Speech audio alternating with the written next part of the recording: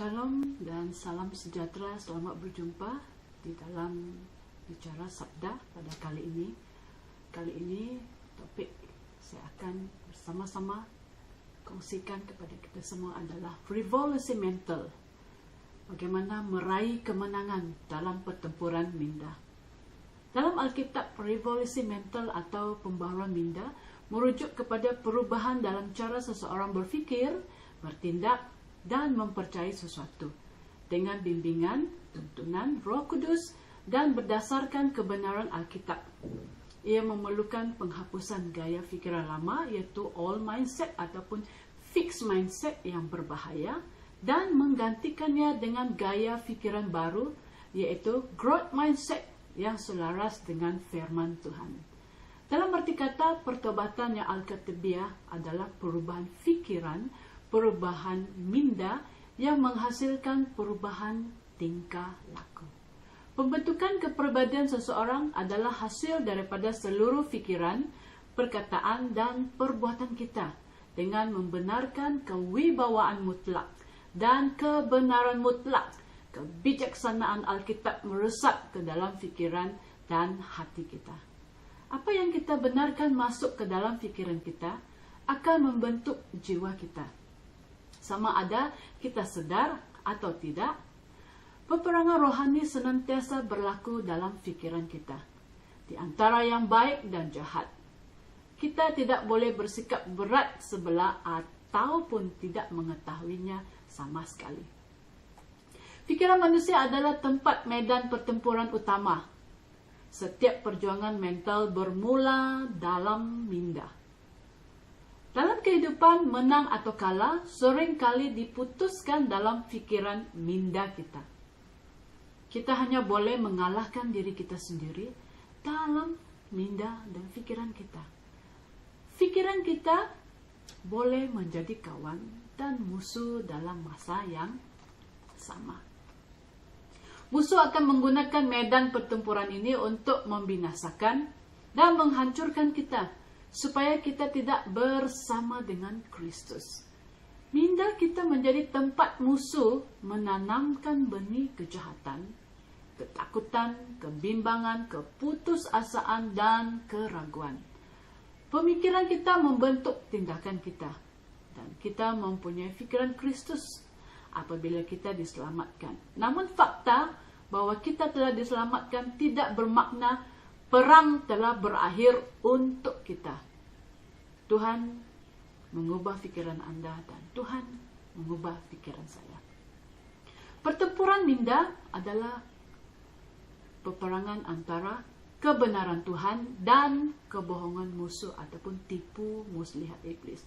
Dalam 2 Korintus 10 ayat 4 hingga 5 menyatakan, senjata kami dalam perjuangan bukanlah senjata duniawi, melainkan senjata yang diperlengkapi dengan kuasa Allah, yang sanggup untuk meruntuhkan benteng-benteng.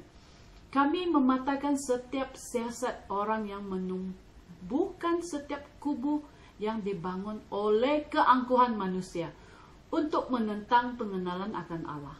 Kami menawan segala pikiran dan menakluknya kepada Kristus. Sedar bahawa minda fikiran kita merupakan medan pertempuran. Beberapa buah fikiran berasal dari kita sendiri dan dari musuh kita. Menawan setiap fikiran menuntut peperangan melawan tabiat dosa kita maupun kuasa roh-roh jahat. Untuk menang dalam pertempuran ini, seseorang mesti mengalami revolusi mental, iaitu perubahan mental. Pemikiran. Perubahan daripada pemikiran duniawi kepada pemikiran rohani dalam nama Tuhan Yesus Kristus. Ingatlah bahwa sebagai orang yang percaya, kita mengalahkan musuh kita oleh darah anak domba, oleh perkataan kesaksian kita, dan dengan tegas mengatakan tidak kepada iblis, pencobaan, dan dosa. Mari kita belajar bersama. Revolusi mental dalam konsep minda sedar, yaitu conscious mind, dan minda bawah sadar, yaitu subconscious mind, untuk meraih kemenangan dalam pertempuran minda. Dunia yang penuh dengan cabaran dan godaan, tidak dinafikan bahwa peperangan terbesar yang dihadapi oleh manusia bukan semata-mata peperangan fizikal, tetapi peperangan dalam minda, suatu pertempuran dalaman yang menentukan arah hidup seseorang. Bagi seorang Kristian yang percaya Tuhan, revolusi mental bukan hanya perubahan cara berfikir secara positif, tetapi suatu transformasi rohani yang melibatkan penyelarasan conscious mind ataupun minda sedar ataupun subconscious mind, minda bawah sedar, dengan kebenaran firman Tuhan. Mari kita lihat, apakah konsep minda sedar dan minda bawah sedar dalam terang firman Tuhan. Subconscious mind itu terdiri daripada 10%, itu frontal kotak kita. Minda sedar berfungsi dalam alam fizikal, di mana sensori deuria memainkan peranan penting.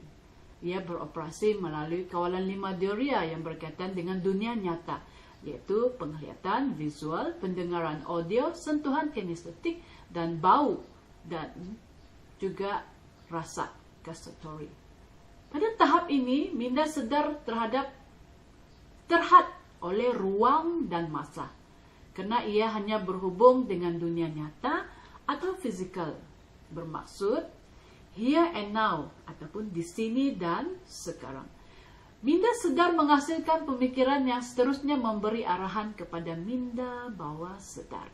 Kalau minda sedar itu adalah di depan ini adalah prefrontal otak kita, dan dalam konteks rohani juga, bahawa minda sedar perlu dipenuhi dengan kebenaran firman Tuhan, agar keputusan yang dibuat adalah selaras dengan kehendak Tuhan dengan sengajanya, with intentionally. Sementara itu subconscious mind, iaitu 90% minda bawah sedar kita, iaitu di tengkuk kita, bawah tengkuk ini, berfungsi menyimpan segala pengalaman, kepercayaan, sistem belief, kebiasaan dan emosi yang membentuk corak tingkah laku seseorang. Minda bawah sadar ini sangat berpengaruh dan seringkali menjadi tempat musuh menanam benih ketakutan, kebimbangan, dan keputusasaan, keraguan. Namun sebagai orang percaya Yesus Kristus, minda bawah sadar ini harus diisi dan dibentuk semula oleh kuasa firman Tuhan. Dalam arti kata, diperbaharui oleh kuasa firman Tuhan. Dengan cara membaca, merenungkan, memeditasikan, dan melakukan firman Tuhan. Minda sedar senantiasa diperbaharui dengan kebenaran Alkitab. Roma 12 ayat 2 mengatakan, "Janganlah kamu menjadi serupa dengan dunia ini, tetapi berubahlah oleh pembaharuan budimu, sehingga kamu dapat membedakan manakah kehendak Allah, apa yang baik, yang berkenan kepada Allah, dan yang sempurna." Melalui pembacaan yang konsisten, minda sedar dipenuhi dengan pemikiran yang benar dan murni. Yang kedua, merenungkan dan memeditasikan firman Tuhan. Mazmur 1 ayat 2 berkata, "Yang kesukaannya ialah Taurat Tuhan, dan yang merenungkan Taurat itu siang dan malam." Merenung membawa firman dari minda sedar kepada minda bawah sedar. Ini membolehkan firman Tuhan bertumbuh dalam hati, mengubah akar pemikiran yang lama dan negatif. Dan yang ketiga, melakukan firman Tuhan. Yakobus 1 ayat 22 mengingatkan kita, "Tetapi hendaklah kamu menjadi pelaku firman dan bukan hanya pendengar saja." Ketika kita melaksanakan firman Tuhan, ketika kita melakukan firman Tuhan, kita sedang memperkukuhkan sambungan antara apa yang kita tahu dan siapa kita dalam Kristus. Tingkah laku kita menjadi selaras dengan nilai-nilai kerajaan Allah.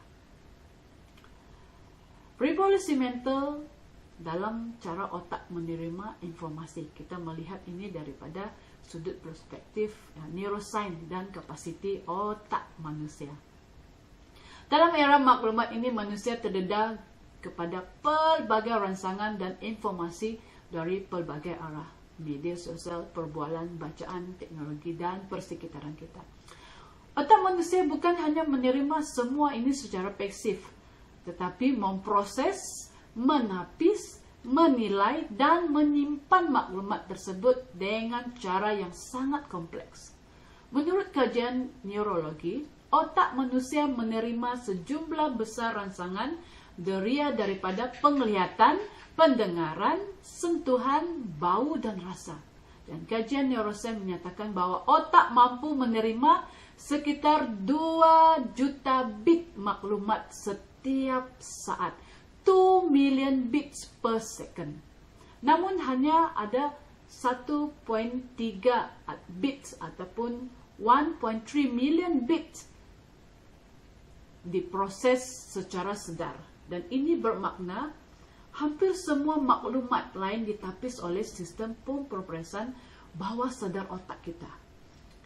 Proses penapisan ini bergantung kepada kepercayaan, sistem belief, nilai, pengalaman lepas, dan emosi seseorang. Allah itu baik, bukan? Allah itu luar biasa. Sungguh hebat kuasanya. Karena bagaimana dia menciptakan otak manusia itu, sehingga menurut kajian 2 juta bit maklumat setiap saat. Namun hanya 1.3 million bits saja yang diproses secara sedar. Luar biasa. Tuhan menciptakan otak kita. Hari ini, mari kita mula melihat dan menghargai bagaimana otak kita bekerja dengan begitu rupa. Fenomena ini membuka ruang untuk memahami revolusi mental, yaitu bagaimana perubahan cara kita mengurus dan memahami maklumat boleh membawa kesan besar terhadap kehidupan pribadi, emosi, dan spiritual seseorang. Sistem ini penting karena tanpa penapisan, otak akan terlebih beban dan manusia tidak mampu berfungsi secara normal. Namun begitu, cara kita menapis maklumat juga menentukan cara kita melihat dunia. Dan disinilah letaknya keperluan revolusi mental untuk menyesuaikan semula pemikiran agar lebih positif, waras, juga berkesan dan berfungsi. Hakikatnya, keadaannya sebenar manusia zaman ini, mereka lebih banyak menderita dalam minda pemikiran, suffering in their own mind, berbanding struggle, berjuang mengharungi dunia nyata. Maksud dia struggle, the fact of life.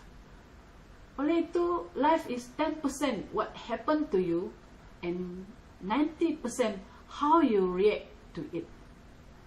Jadi, revolusi mental akan berhadapan dengan cabaran, yaitu kita akan belajar memahami 12 jenis distorsi kognitif dan kesannya terhadap pemikiran manusia. Revolusi mental merupakan proses pembaharuan cara berfikir, melihat diri, dan mentafsir dunia secara lebih sehat dan membina. Salah satu penghalang utama dalam proses ini ialah distorsi kognitif, yaitu corak pemikiran negatif atau tidak rasional yang sering berlaku secara automatik dan tanpa disedari. Distorsi ini menciptakan realiti yang salah dalam pemikiran seseorang dan boleh membawa kepada stres, kemurungan, rasa rendah diri, serta keputusan hidup yang tidak balance dan tidak seimbang. Apa itu distorsi kognitif? Distorsi kognitif adalah corak pemikiran yang tidak tepat dan seringkali bersifat negatif, disebut pemikiran yaitu berlebihan overthinking yang memberi kesan kepada emosi dan tingkah laku seseorang. Untuk mengalami revolusi mental, kita perlu menyadari dan menggantikan distorsi ini dengan cara berfikir yang lebih waras dan berasaskan kebenaran firman Tuhan. Ada 12 jenis distorsi kognitif yang saya akan kongsikan. Sebenarnya ada banyak lagi, dan saya mengambil 12 jenis. Berikutnya adalah 12 jenis distorsi kognitif yang perlu dikenal pasti dan ditengani. Yang pertama, pemikiran hitam putih, all nothing thinking. melihat suatu hanya dalam dua kategori ekstrim. Contohnya, saya gagal sepenuhnya atau saya sempurna. Contoh, jika tidak berjaya dalam satu tugasan, menganggap diri sebagai tidak berguna langsung. Distorsi kognitif yang kedua iaitu generalisasi melampau, iaitu overgeneralization. Menganggap satu kejadian buruk mewakili seluruh hidup. Contoh, saya selalu gagal. Hidup saya memang teruk. Distorsi kognitif yang ketiga iaitu penyaringan mental filter. Fokus hanya kepada aspek negatif dan mengabaikan perkara positif. Contoh, walaupun menerima 10 pujian, hanya mengingat satu kritikan. Distorsi yang keempat, menolak positif, disqualifying the positive. Menolak pengalaman positif dengan alasan ia tidak penting atau tidak sah. Contoh, mereka puji saya sebab kasihan, bukan sebab saya betul-betul bagus. Distorsi yang kelima, iaitu membuat kesimpulan terburu-buru, jumping to conclusion, menyimpulkan suatu tanpa bukti kukuh. Dua bentuk biasanya, iaitu membaca fikiran. Contoh, saya tahu dia benci saya. Yang kedua, meramal masa depan. Contoh, saya pasti akan gagal dalam temu duga nanti. Dan distorsi yang kognitif yang keenam, iaitu pembesaran atau mengecilkan, magnification or minimization. Membesarkan masalah kecil atau mengecilkan kekuatan sendiri. Contoh, kesalahan kecil saya ini pasti membuat saya dipecat. Distorsi kognitif yang ketujuh, pemikiran emosi ataupun emotional reasoning. Menganggap emosi sebagai fakta. Contoh, saya rasa takut, jadi sesuatu buruk pasti akan berlaku. Distorsi kognitif yang ke-8, saya patut, saya mesti, should and must statement. Menggunakan penyataan saya patut, saya mesti, yang menekankan diri sendiri. Contoh, saya patut lebih berjaya sekarang, kalau tidak saya gagal. Distorsi kognitif yang ke-9, iaitu labeling, melabelkan diri. Memberi label negatif kepada diri atau orang lain. Contoh, saya bodoh, dia pemalas. Distorsi kognitif yang ke-10 adalah personalization. Menyalahkan diri sendiri atas perkara di luar kawalan. Contoh, anak saya gagal sebab saya ibu yang teruk. Distorsi yang ke-11, menyalahkan orang lain ataupun blaming. Menyalahkan orang lain secara berlebihan atas masalah diri sendiri. Contoh, saya tak berjaya sebab bos saya. Distorsi kognitif yang terakhir itu berfikiran catastrophizing. Dalam arti kata, menganggap situasi kecil akan membawa akibat yang sangat buruk. Contoh, kalau saya gagal ujian, hidup saya akan hancur. Jadi oleh itu, pertanyaannya untuk kita sebagai self-check-up. Di antara 12 distorsi kognitif ini, yang manakah lebih mendominasi cara pemikiran kita dan kerap kali yang digunakan? Pikirkan dan renungkan.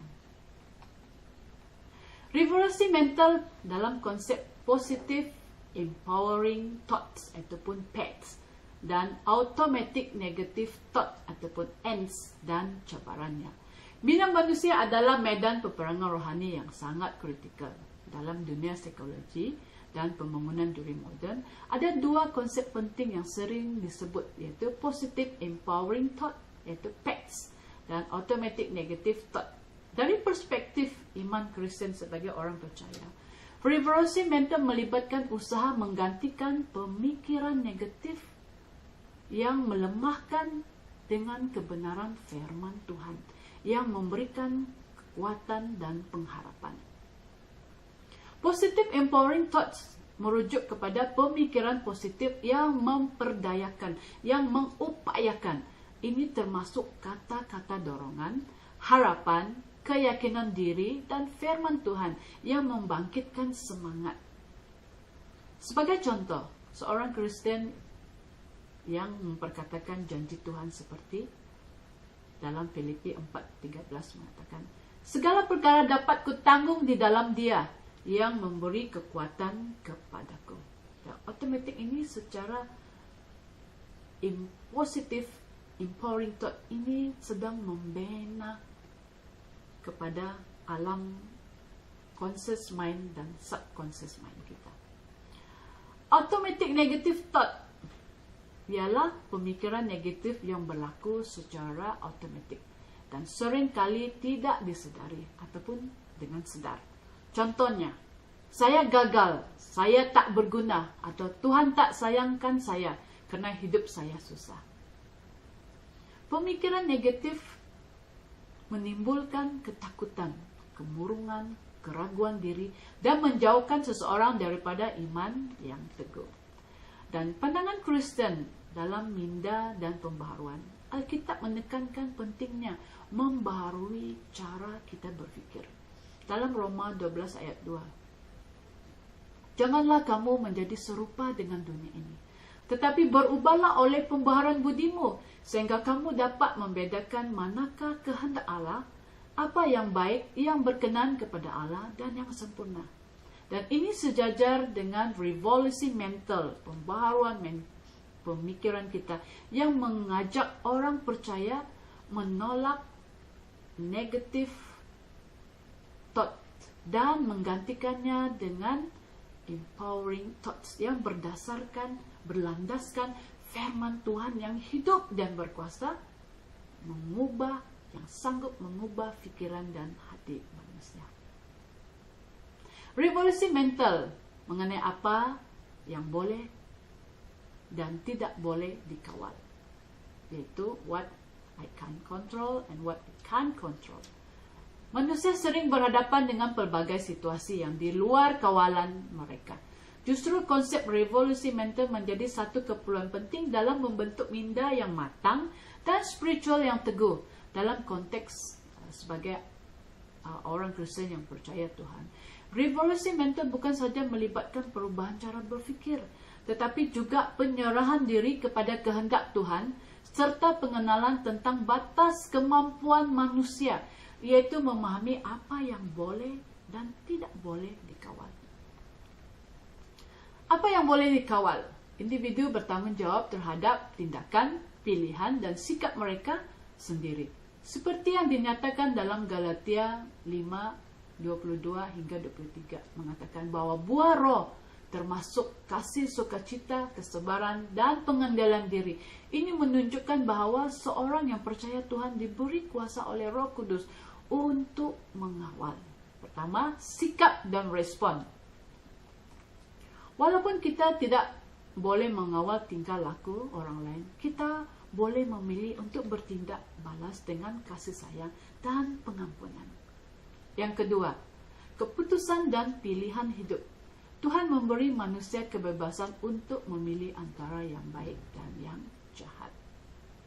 Dan yang ketiga, usaha dan disiplin diri. Sebagai orang yang percaya Tuhan, kita dipanggil untuk bekerja dengan tekun dan mengekalkan disiplin rohani, seperti berdoa, membaca firman Tuhan, dan bergabung dengan community circle yang mempercayai Tuhan. Revolusi mental dalam konteks kehidupan Kristen bermaksud kita menukar cara kita melihat dunia melalui lensa iman. Ini menuntut pemahaman yang mendalam terang tentang perbezaan antara apa yang boleh dikawal dan apa yang harus diserahkan kepada Tuhan. Dengan menyerahkan perkara yang di luar kawalan kepada Tuhan dan mengurus dengan bijak apa yang boleh kita kawal, kita sedang membentuk gaya hidup yang sehat secara mental, rohani, dan emosi. Firman Tuhan mengatakan, Filipi 4 ayat 6 hingga 7, mengingatkan bahwa janganlah kamu khawatir tentang apa-apa juga, tetapi nyatakanlah dalam segala keinginanmu kepada Allah, dalam doa dan permohonan dengan ucapan syukur. Oleh itu, Dalam hidup ini, bukan semua perkara di bawah kawalan kita. Perkara yang mampu kita uruskan, kawal, itu cara kita berfikir, berkata-kata, bertindak, dan emosi kita. Marilah kita belajar melepaskan, letting go, sesuatu yang bukan menjadi milik kita. Marilah kita belajar melepaskan sesuatu yang tidak sepatutnya menjadi beban kita ke dalam tangan Tuhan yang kuat. Oleh itu, apa relevannya dengan revolusi mental sebagai seorang anak Tuhan itu, sebagai orang yang percaya Tuhan? Revolusi mental menurut kehidupan kekristenan kita bermaksud pembaharuan akal budi. Roma 12 ayat 2 mengatakan bahwa agar cara kita berfikir, bertindak, dan berkata-kata mencerminkan Kristus. Jadi hari ini kita akan belajar akronim THINK, menjadi panduan praktikal untuk memastikan setiap tindakan dan perkataan kita selaras dengan kasih, kebenaran, dan hikmat Tuhan. Think, fikir dahulu sebelum bertindak atau berkata-kata. Bermula dengan huruf T, yaitu true. Adakah perkara ini benar? Sebagai orang Kristen, kita dipanggil untuk hidup dalam kebenaran.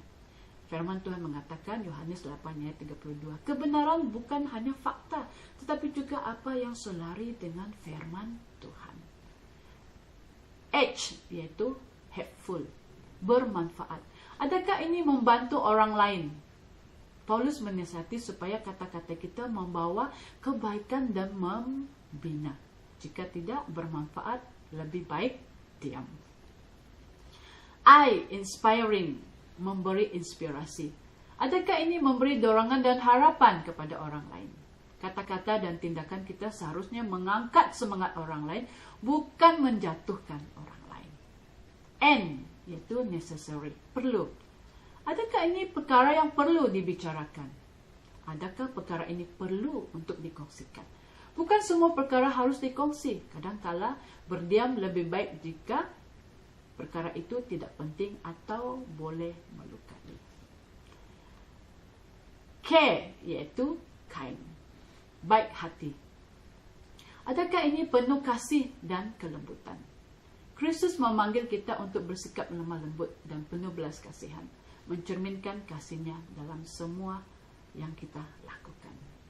So, fikirkan akronim THINK, yaitu bahwa true, hopeful, inspiring, necessary, or kind. Revolusi mental, kalau kita melihat daripada tokoh-tokoh Alkitab yang sudah meraih kemenangan dalam pertempuran minda yang sangat mendorong iman percaya kita. Kita melihat seperti pahlawan iman yang menginspirasi kita, yaitu Daud. Bagaimana Daud mengatasi rasa tidak layak dan ketakutan. Walaupun masih muda hanya sebagai gembala, Daud tampil menentang Goliat kerana pemikirannya dipenuhi dengan kebenaran Tuhan, bukan ketakutan. Dan Daud berkata, 1 Samuel 17 ayat 37, Tuhan yang telah melepaskan aku dari cakar singa dan beruang, Dia juga akan melepaskan aku dari tangan orang Filistin itu. Revolusi mental Daud dari pemikiran kecil dan tidak layak kepada kepercayaan penuh bahawa Tuhan sanggup bertindak melaluinya. Pahlawan iman yang kedua kita dapat belajar itu Musa. Bagaimana Musa mengatasi keraguan diri dan penolakan? Musa memulakan panggilannya dengan berkata, siapakah aku ini? Maka aku yang akan pergi menghadap Firaun. Namun setelah melalui proses dengan Tuhan, dia menjadi pemimpin yang berani dan membebaskan bangsa Israel. Revolusi mental Musa daripada rasa tidak mampu dan takut kepada pemikiran yang tunduk kepada kuasa dan kehendak Tuhan. Pahlawan iman yang ketiga yang menginspirasi kita, yaitu Hana. Revolusi mental dari kesedihan kepada iman yang teguh. Hana menghadapi tekanan mental akibat kemandulan dan hinaan. Namun dia tidak membiarkan pemikiran putus asa menguasainya. Dia datang kepada Tuhan dengan doa dan air mata, mempercayai bahwa Tuhan mendengar dan menjawab doanya. Revolusi mental Hana dari kesedihan dan perasaan ditolak kepada pemikiran yang berpegang pada kasih Tuhan yang setia. Doanya dijawab dan dia menjadi ibu kepada nabi besar, yaitu Samuel. Pahlawan iman yang menginspirasi yang keempat, yaitu Deborah. Revolusi mental dari peranan tradisional kepada kepimpinan yang berani. Deborah ialah nabi wanita dan hakim bagi Israel. Dalam zaman itu, mana wanita jarang menjadi pemimpin. Deborah membuktikan bahwa pemikiran yang dipimpin oleh Tuhan mengatasi batasan budaya.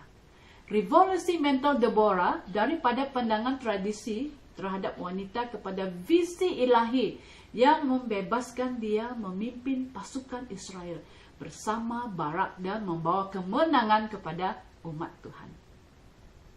Pahlawan iman yang menginspirasi kita yang kelima itu Elia. Dari keletihan mental kepada pemulihan rohani. Elia pernah mengalami tekanan mental yang berat sehingga meminta untuk mati. Namun Tuhan menyentuh, menyegarkan dan memperbaharui dia kembali. Revolusi mental Elia menyadari bahawa kekuatan sejati bukan datang dari emosi sendiri, tetapi dari hadirat pemulihan Tuhan. Pahlawan iman yang keenam yang menginspirasi kita, yaitu Paulus. Bagaimana Paulus mengubah cara berfikir yang radikal. Dahulunya memburu orang Kristen, Paulus mengalami revolusi total selepas pertemuannya dengan Yesus. Dan dia menyeru, berubahlah oleh pembaharuan budimu. Revolusi mental Paulus dari pemikiran keagamaan yang keras kepada pemikiran kasih, pengampunan dan kasih karunia Tuhan. Pahlawan iman yang seterusnya menginspirasi kita, yaitu Maria Ibu Yesus. Revolusi mental dari kekeliruan kepada ketaatan. Ketika malaikat menyampaikan berita kehamilan ilahi, Maria bingung dan takut. Namun dia memilih untuk percaya dan berkata, "Sesungguhnya aku ini hamba Tuhan, jadilah padaku menurut perkataanmu itu." Revolusi mental Maria dari rasa tidak layak dan tidak pasti kepada ketaatan mutlak kepada rancangan Tuhan. Pahlawan iman yang menginspirasi kita yang seterusnya itu Maria Magdalena. Revolusi dari masa lalu yang gelap kepada pelayanan yang setia. Maria Magdalena dibebaskan dari 7 roh jahat, tetapi dia tidak membiarkan masa lalunya mendefinisikan masa depannya. Dia menjadi pengikut Yesus yang setia dan saksi pertama kebangkitannya.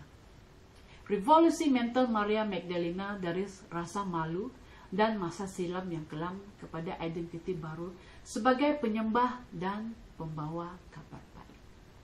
Dan seterusnya, yaitu Yesus Kristus. Bagaimana teladan tertinggi dalam pertempuran minda. Sewaktu Yesus berada di Taman Getsemani, Yesus bergumul secara mental dan rohani. Dan Yesus berseru, "Ya Bapakku, jikalau sekiranya mungkin, biarlah cawan ini lalu daripadaku." Namun Yesus menundukkan kehendaknya kepada kehendak Bapa. Satu kemenangan mutlak dalam pertempuran minda dan kehendak. Oleh itu, pertanyaannya, bagaimanakah kita boleh menjadi pahlawan iman?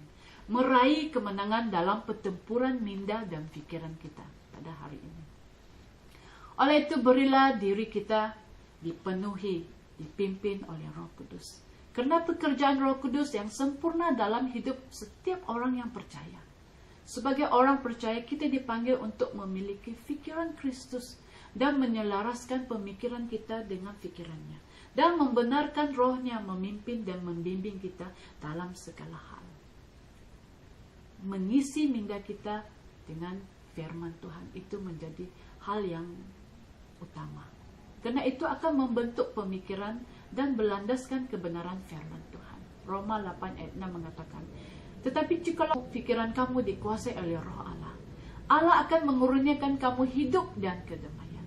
Oleh itu, taatilah Tuhan dalam keadaan terdesak sekalipun, dan berani bertindak menurut firman-Nya.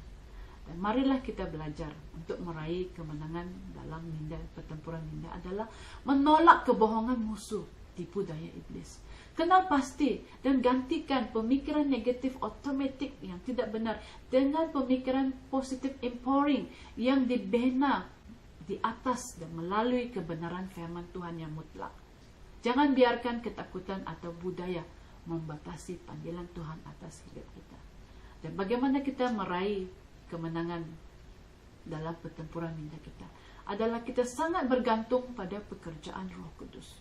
Roh Kudus adalah kebenaran dan diam di dalam diri orang percaya. Dapat menyelidiki, mengajar, menolong, memperbaharui, dan memimpin pemikiran kita setiap hari selaras dengan kehendak Allah. Dan bagaimana kita mau meraih kemenangan dalam pertempuran minda? Yaitu, marilah kita miliki circle, bergaul dengan komuniti iman, teman sepelayanan sesama kita. Dapatkan kekuatan melalui doa bersama, nasihat, dan kesaksian bersama tubuh Kristus. Pemikiran kita mesti diperbaharui setiap hari, agar tidak tunduk kepada emosi ataupun tekanan luar. Sadarlah bahwa apabila kita hidup dalam komuniti iman, we are stronger together in God. Dan akhirnya, revolusi mental adalah kunci untuk menjadi pahlawan iman yang sejati. Kita tidak dapat menyenangkan hati Tuhan dengan tindakan atau pikiran kita sendiri. Justru itu kita memerlukan Allah dan bersedia membenarkan pemikiran kita diubah dan diperbaharui senantiasa oleh kebenaran firman Tuhan. Yesaya 55 ayat 8 mengatakan, Tuhan berfirman, pikiranku bukan seperti pikiran kamu, dan jalanku bukan seperti jalan kamu. Setinggi-tinggi langit dan bumi, setinggi itulah jalanku daripada jalanmu, dan pikiranku daripada pikiranmu. Walaupun kita tidak memahami segala-galanya tentang Tuhan, namun itu tidak menghalang kita mempercayainya. Kita menjadi pemenang dalam hidup melalui kasih Kristus yang teguh. Saya mendorong kepada kita semua, pastikan, make your mind the most beautiful thing about you. Marilah kita meraih kemenangan pertempuran minda ini bersama dengan Tuhan. Terima kasih, Tuhan Yesus memberkati semua.